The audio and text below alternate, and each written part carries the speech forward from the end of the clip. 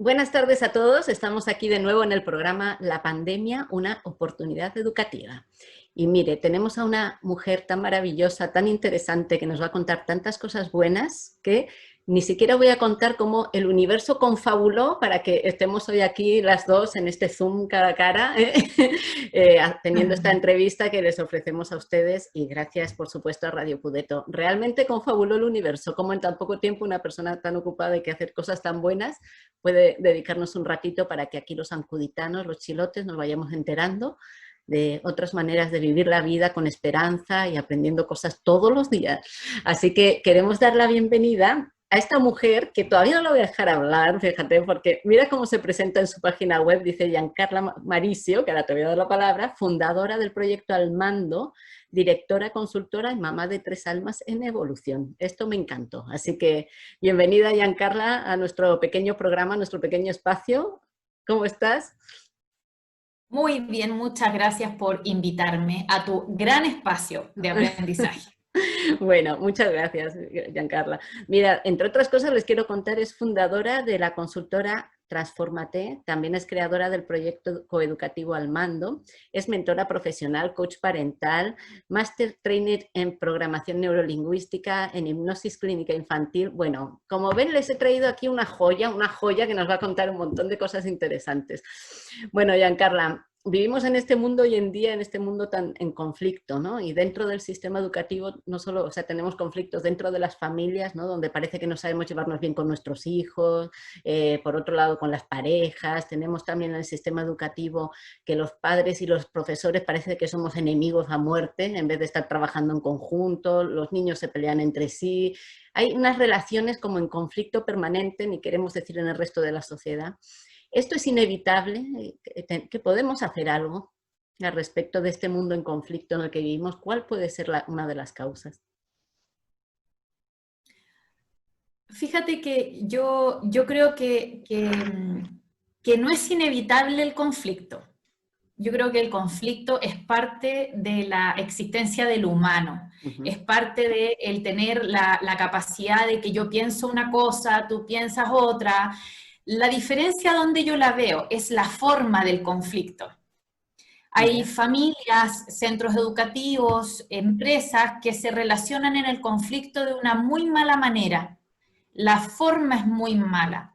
Sin embargo, hay otras que han ido adquiriendo herramientas emocionales que los conflictos pasan a ser eso, parte de una dicotomía entre lo que yo pienso, entre lo que tú piensas, pero en esto del desarrollo del pensamiento dialéctico, y que eso se va entrenando, yo puedo llegar a un centro en común y decir, ¿sabes? No logro entender aún lo que tú me estás planteando, pero ok, lo respeto. Y ahí está la diferencia. Y eso es un tema valórico que parte desde el núcleo del humano, que es el hogar.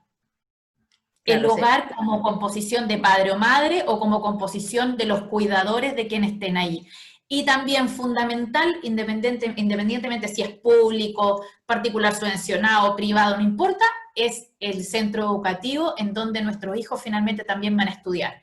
Porque los humanos somos fáciles para acostumbrarnos a las cosas. Entonces, si nos acostumbramos dentro de un centro educativo o dentro de una familia a reaccionar en base al conflicto de una forma que no es la óptima para ti como humano, en el fondo, como ser vivo, vas a ir reaccionando en base a esa misma costumbre, a ese mismo patrón. Pero lo lindo es que sí podemos hacer muchas cosas. No pocas, podemos hacer muchas cosas. Muchas. O sea que el conflicto de por sí no hay que tenerle tanto miedo. No hay que tenerle tanto miedo al conflicto, sino que hay que ver cómo lo aprovechamos para buscar soluciones, mejorar, cambiar lo que no hemos visto en nosotros mismos, un montón de cosas. No puede ser hasta un aliado de repente el conflicto si sabemos cómo gestionarlo. 100%, porque yo veo el conflicto, la palabra conflicto tiene como una connotación negativa. O discusión también. Los niños incluso de repente ven a los papás discutiendo y dicen, ¡ay, no peleen! Y eso es lo que tenemos que aprender, a que en muchas oportunidades no es ni la pelea, ni la discusión, ni el conflicto, sino que la forma que yo acciono en base a esas palabras. Si mi claro, forma es una manera adecuada y asociada a un tema valórico del respeto, entonces es solo un momento en donde yo puedo resignificar el conflicto y puedo aprender, porque gano muchas cosas con una discusión, gano muchas cosas con la posibilidad que me da un otro de ver más allá de lo que yo estoy viendo y no cerrarme los ojos, o así como los caballos. ¿Te fijas que andan solo así y no ven? Como con un debate, yo puedo incluso comprender lo que me está diciendo el otro y decir, ay, mira, no lo había mirado como tú lo ves, pero en realidad ahora que me estás mostrando esta forma, en realidad sí, y ahí yo puedo elegir, ¿elijo claro. tu manera o elijo la mía? Y ahí está el pensamiento dialéctico. Por supuesto, por supuesto. Me encanta todo lo que estás diciendo. Mira, escuché en uno de tus videos de las charlas que he oído, hablabas de que se está produciendo una revolución silenciosa. ¿A qué te Sí. refieres con eso? Ay, la revolución de la que yo trabajo día a día, segundo a segundo, hasta soñando, Carmela, hasta soñando, yo sueño con esa revolución. Por lo mismo que te acabo de decir, la connotación de la palabra revolución es negativa. Tú hablas de revolución, buscas en historia por la revolución, o hablas con alguien de revolución y es enfrentamiento, peleas, discusiones, en donde A opina A y B opina B y no hay entremedios. Esta revolución es pacífica. Esta es una revolución personal, en donde yo me revoluciono con mi propio ser para poder comprender la estructura, el mapa, la vida, la experiencia de un otro. Y al ser una revolución pacífica, es porque claramente, al final, con lo único que yo entro como en la discusión como de las partes, es conmigo mismo. Entonces, mi parte discute con mi otra parte Mira, para trabajarme a mí mismo. claro, mira, en ese sentido me recuerda el tema este como que desde los docentes y desde los padres y madres tendemos como a responsabilizar fuera de nosotros están los responsables de todo, nosotros somos víctimas, ¿no? Es el sistema educativo, es el gobierno, es mi pareja, siempre es mi hijo adolescente, que es que no hay quien lo entienda, como que exteriorizamos todos los problemas que tenemos. Y sin embargo, esto que planteas es como que si queremos hacer verdaderos cambios, tenemos que empezar por nosotros mismos y dejar un poco de culpabilizar al resto. Así es, el mayor cambio siempre va a existir dentro de ti. Y todo lo que tú, es como la teoría del espejo, que para mí es muy cierta. Todo lo que yo veo en un otro, ojo, que también tiene que ver a nivel cerebral. La neurociencia también nos ha venido a enseñar de que a nivel cerebral, y la programación neurolingüística influye en eso también, cuando tú tienes alguna problemática con un otro, fíjate que esta es como un porcentaje un poco ficticio, porque en realidad no sabemos cuánto es lo que tú utilizamos del cerebro en el fondo, etcétera. Pero dentro del 100% que tú utilizas tu cerebro, porque cada uno tiene la composición de su 100%. Entonces, dentro del porcentaje que tú utilizas tu cerebro, cuando tú tienes una problemática con un otro, es tanto lo que te convences tú como humano de eso, que al final las características que estás viendo del otro son más tuyas que del otro. Porque aunque tú mires para el frente y dices, oye, pero es que yo no soy así, yo sé que puedes que tú no seas así y que esa característica sea de un otro, pero la haces tan propia cuando la persona te cae mal o no, o en temas de responsabilidad, la haces tan propia que tus emociones y tu mente empieza a ver mucho más allá de lo que realmente es. Y imaginamos muchas cosas. Entonces, el poder de la mente, ¿no? El poder de la mente. El poder de la mente, 100%. Entonces, mi motor está en que utilicemos ese poder de la mente, pero para revolucionarnos a nosotros mismos. Claro, mira, en ese sentido, di nomás. No, no, dale tú. Bueno, vale. Mira, es que me recuerda esto también al tema ese de nuestra mente como un caballo desbocado, que tenemos unas mentes que no se nos educan desde pequeño, igual que no se nos educan las emociones. Yo digo siempre que somos padres que tenemos que tener la generosidad de, siendo analfabetos emocionales, que estamos intentando aprender como podemos, permitir que se eduque emocionalmente a nuestros hijos, o igual que en sexualidad, que es otro tema que a mí me apasiona, igual que se eduquen eso a nuestros hijos cuando nosotros no lo fuimos. Entonces tenemos una mente no educada, que es como un caballo desbocado, pero hay herramientas para empezar a educar nuestra mente, ¿no? ¿Cuáles son tus propuestas Sí. al respecto, que tienes herramientas concretas que ofreces? Sí, yo trabajo desde la programación neurolingüística, desde el mindfulness, desde el coaching, desde la mentoría, desde la hipnosis infantil y de adultos, pero eso lo ocupo yo más en terapia, no es lo que yo enseño, por darte un ejemplo, en los colegios, no es lo que enseño mucho en las clases, lo hago más a nivel terapéutico. Pero, ¿por qué? Yo estudié psicología un tiempo cuando yo ya sabía todas estas herramientas. Entonces, la psicología es maravillosa y es súper necesaria, pero hoy en día necesitamos cosas que son más prácticas, que son de uso inmediato. Y la programación neurolingüística es eso, es programarnos mentalmente para el éxito. Y nosotros nos vamos programando día a día a través de los patrones corporales, a través de los patrones mentales y a través de tus patrones emocionales. Son esos tres, no hay más. Y bajo mi mirada, en mi consulta, he tenido pacientes con patologías importantes, con mutismo selectivo, bipolaridad, trastorno del desarrollo, Asperger, depresiones severas, endógenas. He tenido papás comunes y corrientes con sus hijos que no se la pueden, niños emperadores, etcétera. He tenido, gracias a Dios, hasta ahora Gran tengo mucha variedad. experiencia. Sí, gran variedad. Y en todas, fíjate, que me ha servido esta metodología porque ¿cuál es mi primera base? En el fondo, con quien yo tenga al frente, ya sea alumno, ya sea estudiante, colegios, no importa. Yo tomo primero el núcleo de la persona o el núcleo de la institución. ¿Y qué es lo que hago? Intento de que la gente se dé cuenta de que tenemos discursos súper bonitos. Sin embargo, accionamos muy poco en esos discursos. Entonces, hablamos pero no predicamos. Y en los colegios igual. Tú entras a un colegio, a una institución educativa o de salud empresarial, en donde tú lees cuál es la misión, cuál es la visión y cuáles son los valores de ese centro educativo, y lo que sucede dentro de ese colegio finalmente termina siendo súper diferente a lo que se escribió.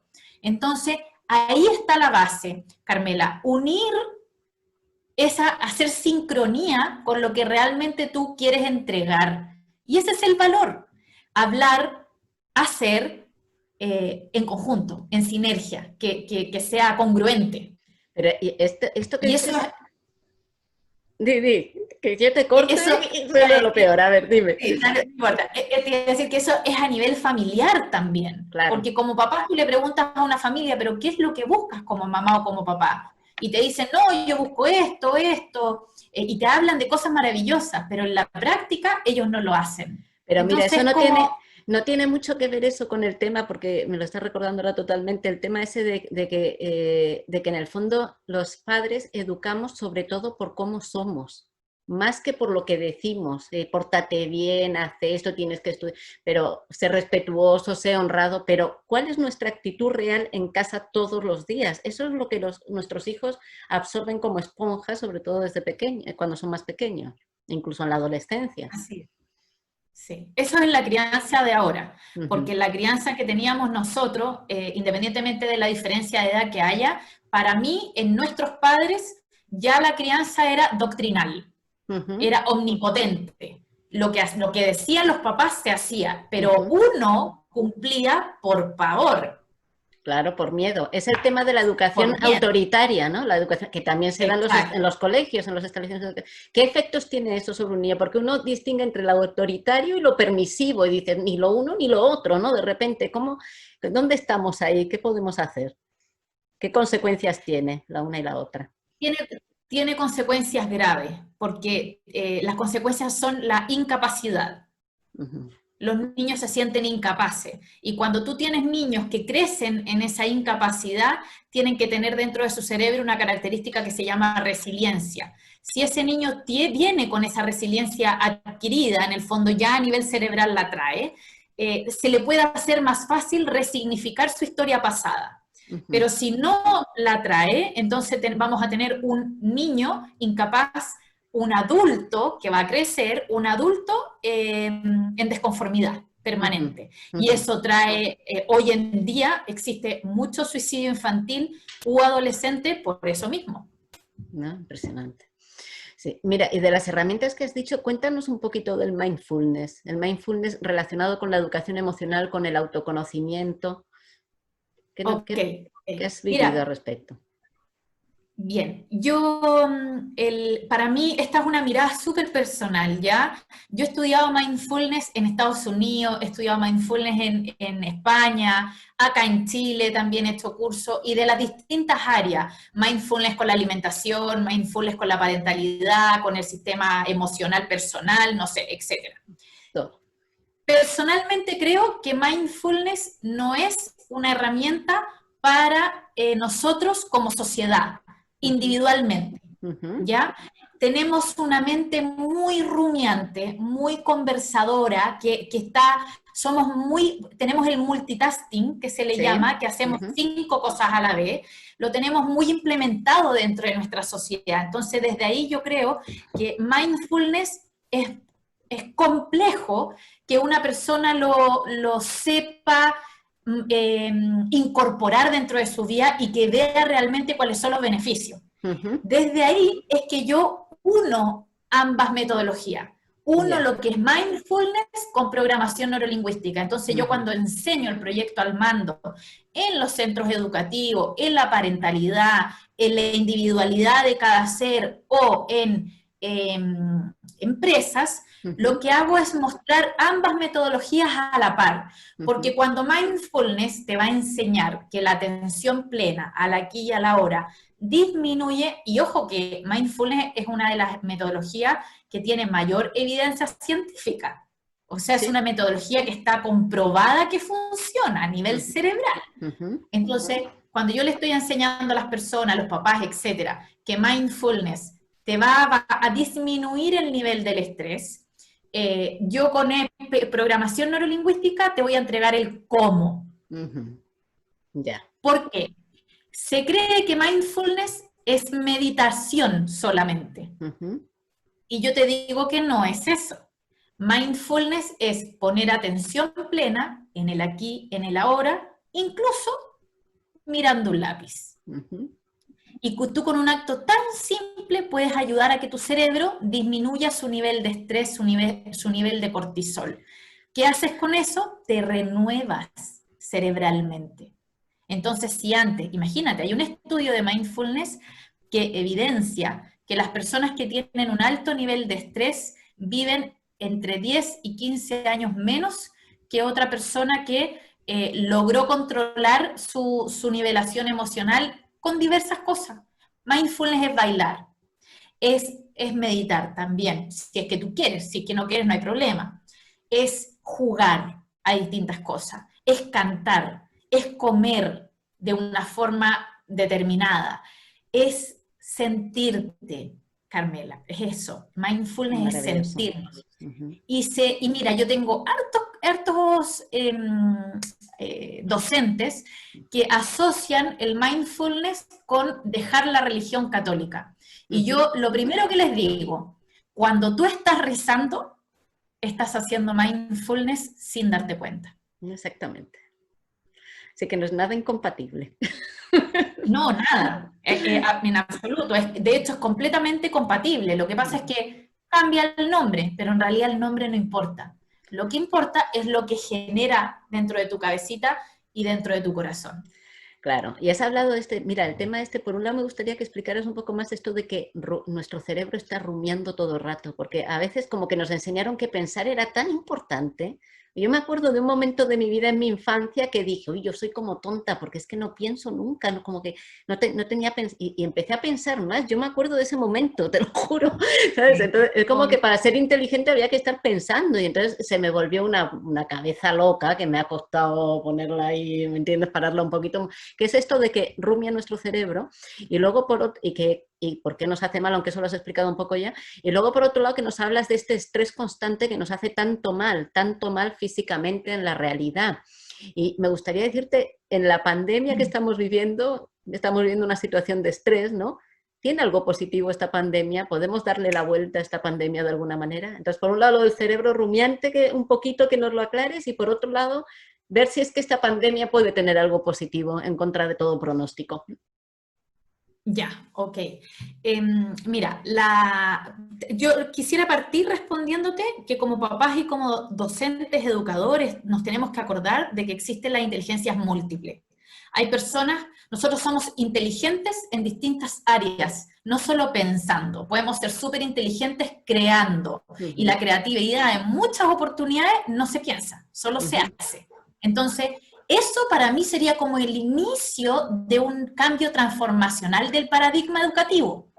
Y ya tenemos que hacerlo, el cambio yo creo, y ahí asocio la pregunta de la pandemia, yo creo que la pandemia viene, o sea, yo con todos los colegios que estoy trabajando en este momento, a todos les he dicho, chiquillos, llegó la hora de que cambiemos el foco. Esta pandemia vino para tapar el sistema antiguo y demostrarnos que hay otras formas de enseñar.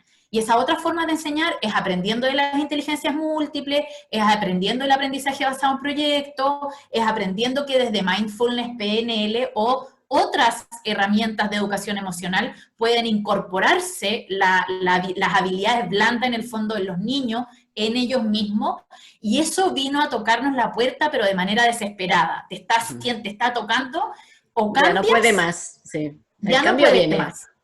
Sí, el cambio ya inició y esto nos está demostrando de que ya no puede más, o si no, ¿sabes qué? ¿Cuál es mi creencia? Que nos vamos a extinguir. Claro. Como humanos. Exactamente. O sea, o cambiamos o nos extinguimos. Estamos en ese punto, además, de que hay que hacer el cambio ahora, porque la teoría esa de no, nuestros hijos cuando sean grandes ya harán ellos, eso es, el futuro se crea hoy. ¿Cómo vamos a esperar a que en el futuro que no existe, que hagan los cambios? Es un pensamiento absurdo. Hoy, los adultos que estamos hoy, los niños, los adolescentes, todo, hoy tenemos que cambiar y ya no se puede esperar más. Así es. De hecho, es una de las citas que yo hago de mí misma de manera permanente. Y digo, es súper injusto que nosotros le digamos a los niños que ustedes son el futuro de un país o que ustedes son la voz futura de un país. Es súper injusto, porque un país lo componemos todos, una sociedad lo componemos todos. Y el trabajo es ahora, no en el futuro. El trabajo es ahora. Entonces somos nosotros los responsables, no los niños, no los adolescentes. Hay que quitarles esa carga.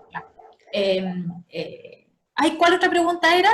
Era lo del cerebro rumiante, el cerebro rumiante. Ya. El cerebro rumiante forma lo que acabo de vivir yo. El cerebro rumiante es ese cerebro que está pensando muchas cosas a la vez, que es muy imaginativo, y está bien ser imaginativo, pero también tienes que entregarle paz a tu mente.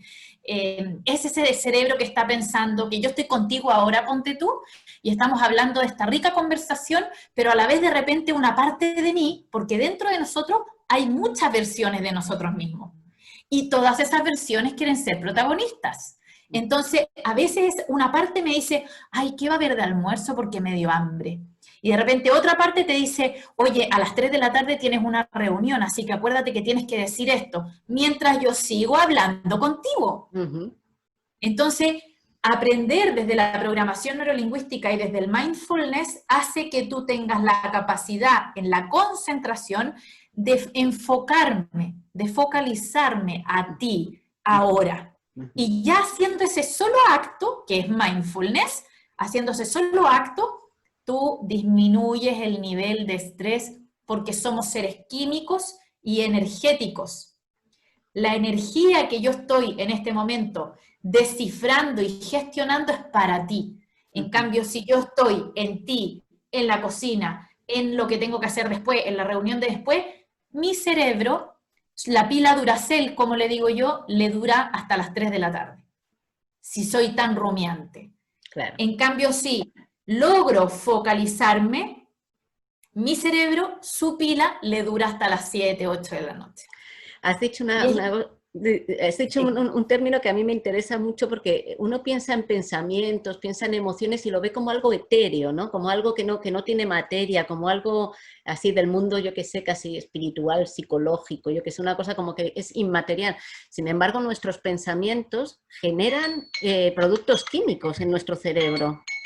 Que me está sonando. Siempre. Generan sustancias químicas reales, y las emociones son sustancias químicas reales, ¿me entiendes? Hay una materialidad, o sea, no es que uno piense y no pasa nada, uno piensa y nuestro cerebro empieza a producir un montón de sustancias que nos generan luego la realidad y cómo nos sentimos y la realidad que vivimos.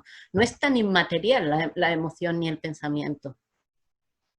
Para nada, porque con el pensamiento y con la emoción sucede todo dentro de ti. Porque hay una habilidad que tiene el hemisferio izquierdo y el hemisferio derecho de crear situaciones.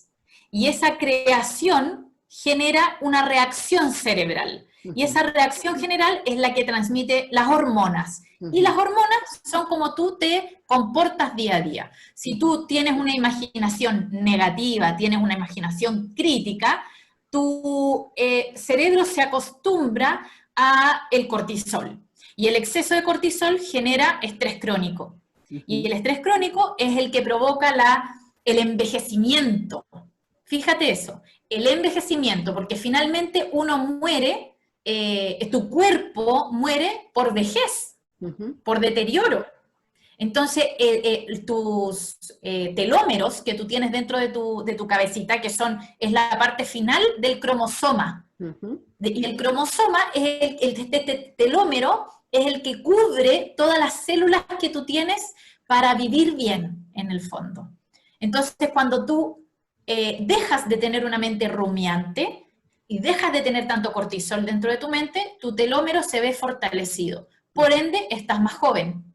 Claro. Más joven, más vital. Esa es la palabra, más vital, independientemente de la edad que tenga. Que nos viene muy bien en época de pandemia, ¿no? Para el sistema inmunológico, para todos, o sea, mucho mejor que pensemos en positivo que en negativo. ¿Qué estaremos diciendo en nuestras casas que tenemos a nuestros hijos con depresión, con la pandemia, ¿no? Desmotivados totales. Hay que tener mucho cuidado 100%. Con eso también.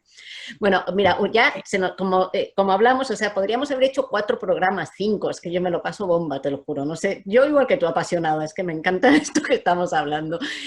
Pero para ir terminando, mira, me gustaría dos preguntas concretas. Una es, ¿cómo podemos hacer?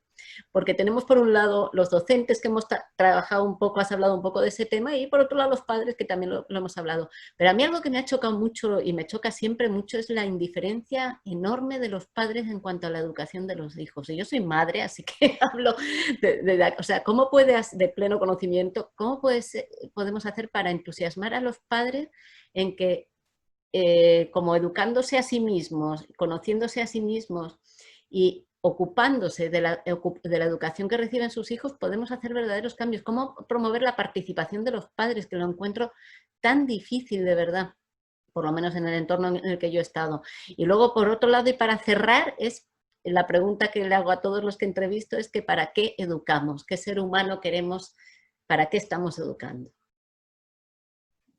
Bien. Es súper complejo el tema de los papás, es muy complejo porque ahí está como el viaje del héroe. Cada uno vive su propio proceso, cada uno va viviendo sus propias crisis, entonces desde ahí yo lo disocio y lo veo en 2 partes, en la parentalidad y en la educación formal del centro educativo, porque cuando los niños de ahora y de hace un par de años ya vienen con otro chip.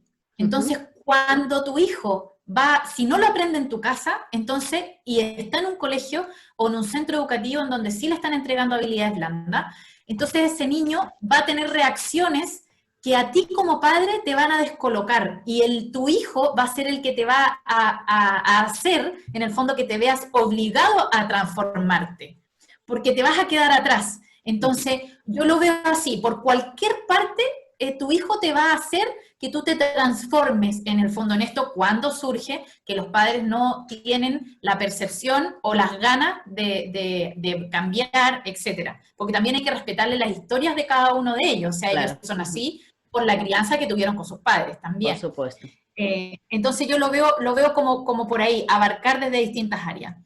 Y educamos para construir un mundo mejor.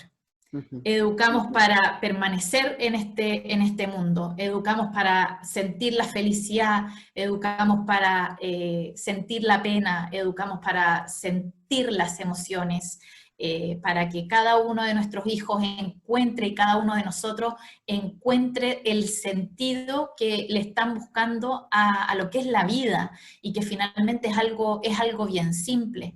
Desde mi mirada, educamos y educo para el amor, porque creo que, aunque suene cliché, creo que el amor es la única herramienta que realmente va a transformar una revolución pacífica Bueno, y va a maravilloso. hacer el bienestar en el fondo. Maravillosas palabras, una educación para el cambio y para la felicidad y el amor. Así que encuentro que es maravilloso. Dejemos de tirarnos la pelota, dejemos de pelearnos que si eres tú responsable y empecemos a mirarnos a nosotros mismos, los profesores, los padres y las madres, todos nosotros y vamos a sacar de acá un mundo mucho mejor. Por lo menos merecerá la pena intentarlo, digo yo, ¿no? Eso, Ha eso, llegado el que momento. valga. Eso. Sí. Bueno, Giancarla Maricio, Proyecto al Mando, les recomiendo que le echen un vistazo en su página giancarlamaricio.com. Es maravilloso. Muchas gracias por haber estado aquí y bueno, esperemos seguir en contacto, ¿eh? De todas maneras, invítame de nuevo, nos organizamos y lo hacemos, Vale, invítame. genial. Hay muchas más cosas que hablar. Así que nada. Exacto, sí. Bueno, un abrazo, Muchas muchas gracias. gracias y gracias a todos los auditores por haber estado con nosotros. Recuerden los miércoles a las 4 de la tarde, gracias a Radio Pudeto de Ancud.